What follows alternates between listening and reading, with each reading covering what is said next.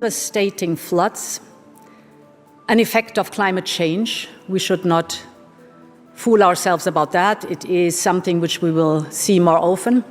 And it was heartwarming and welcoming to see how much progress has been done compared to last year. Last year, destruction, devastation, everything covered with mud, people desperate, of course. Today, reconstruction, recovery, cooperation, amazing people with solidarity working together. And indeed, you know that Europe is by your side. And I could reassure the people of Črna, but of course the people of Slovenia, Europe will stand by your side to work on the recovery and reconstruction after these devastating floods. You can count on us.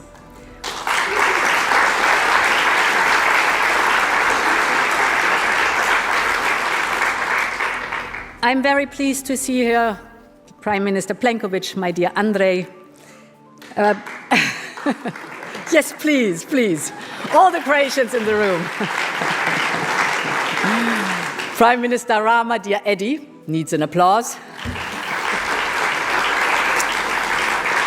Prime Minister Vučević, we have not met personally so far, but we will soon have a bilateral. Excellencies, ladies and gentlemen, your applause first of all. This forum has become a tradition. And it is also a testament to Slovenia's global leadership. The same leadership that we all see in action this year through your work in the UN Security Council and the words of the Secretary General Guterres speak for themselves. You have been an honest broker in turbulent times. So congratulations to you, dear Robert, and to your Foreign Minister, Madame Fajon. You have made Slovenia stand out on the global stage. Congratulations to that.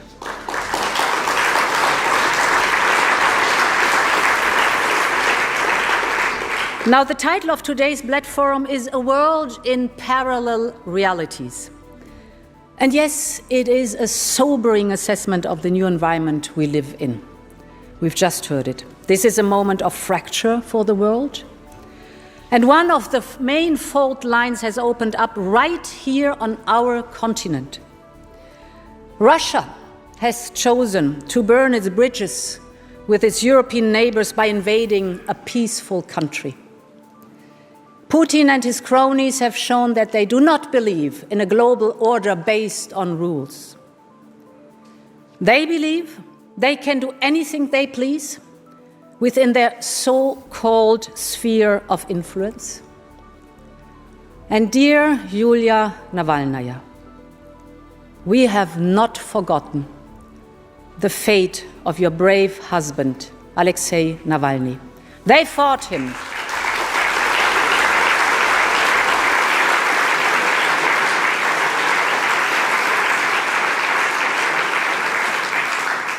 The Kremlin's cronies fought him. They imprisoned him. And ultimately, they killed him. But they cannot kill Alexei Navalny's dream of a free Russia because it lives on in you, dear Yulia, and in so many others.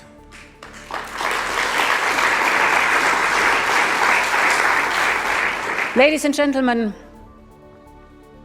I was asked to focus on the Western Balkans, and I'm very happy to do so. Throughout history, this region has often been a frontier between worlds, between East and West, between North and South. But its new generations have chosen a different path. They have chosen to be part of a common European family. They have chosen to travel, to trade together, to thrive together with their European neighbors. The current Russian leadership, living in the past, refuses to accept this simple reality. Whenever there's progress towards reconciliation and regional integration in the Western Balkans, the Kremlin tries to stir up old conflicts.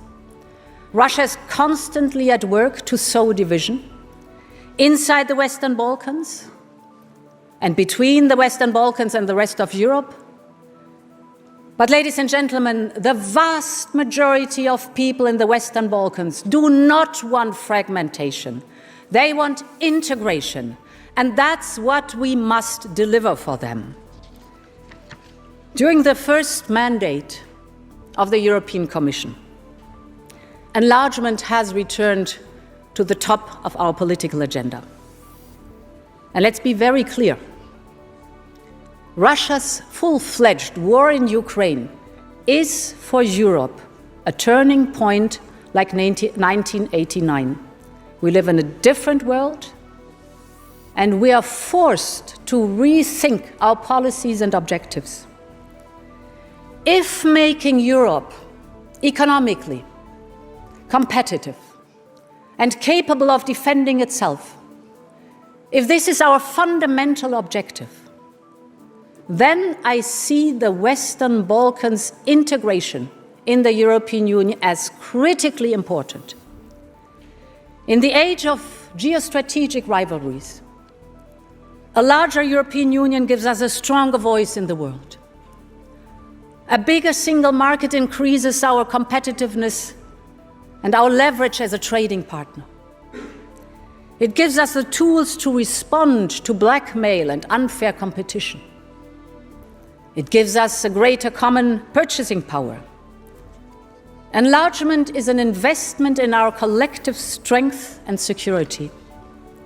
In other words, we want a strong, competitive, and secure Europe.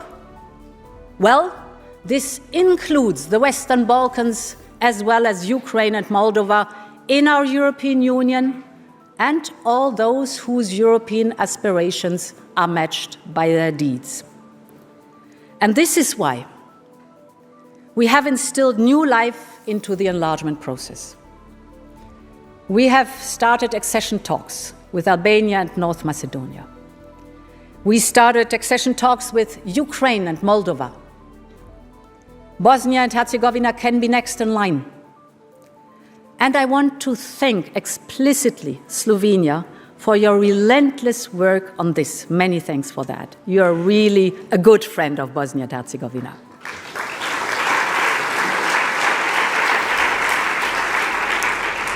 And it was this strategic reasoning that urged us to rethink our enlargement strategies and to come with the idea of a gradual integration. Exactly 1 year ago, we launched the new growth plan for the Western Balkans, and this work is beginning to show results.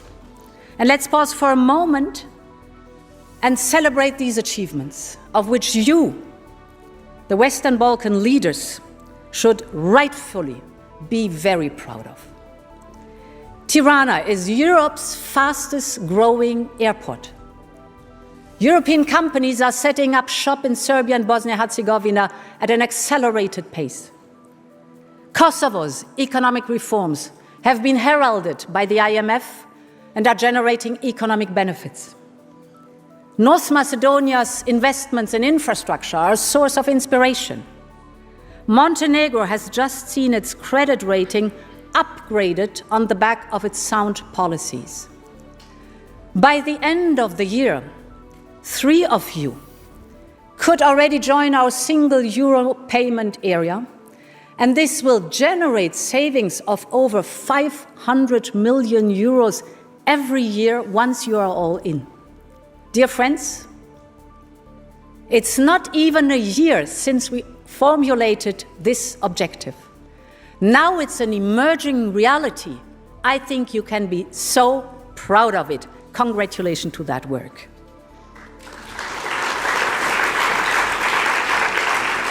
And later this month, our 6 partners will adopt their brand new reform agendas. They have identified some far-reaching and often overdue reforms, ranging from justice reform to the fight against organized crime, from public procurement to electricity market integration. These new reform agendas are linked to 6 billion euros in European investment. Every reform will unlock new investment. So this growth plan is basically the same model as our own recovery plan. You know it, Next Generation EU. The principle is reform gets investment. And when all these reforms will be completed, each partner will receive roughly as much aid per person as the Western Balkans would under the European Union's cohesion policy. This is a huge step forward. And why is it so important? It is important because the European Union is in the process of reinventing itself in the new geopolitical context. And we want our Western Balkan partners to be active participants in the conversation on the future of the European Union. And as we have many friends here today from our candidate countries in the audience, let me be very clear. I want our work to speed up even more. In the next Commission, enlargement must be a full-time job that allows undivided attention. And this is why I will appoint a dedicated Commissioner for Enlargement. Let's write history together.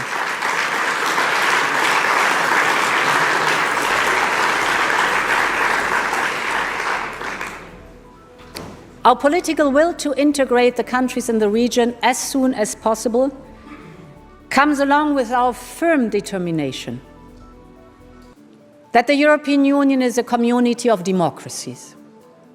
Any compromise with our democratic principles would be fatal to achieving our objectives.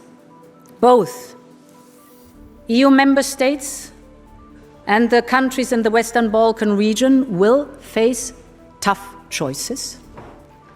Bilateral disputes should be dealt with. Integration in the European Union will depend on governments making difficult and, yes, sometimes unpopular decisions. But this is the time we live in. Postponing decisions means making wrong decisions. But taking decisions, moving forward, means taking the lead, shaping our future, being the masters of our own destiny. And this is the essence of Europe. This is the spirit we must have to navigate the challenges of a fracturing world. Thank you very much for your attention, and long live Europe.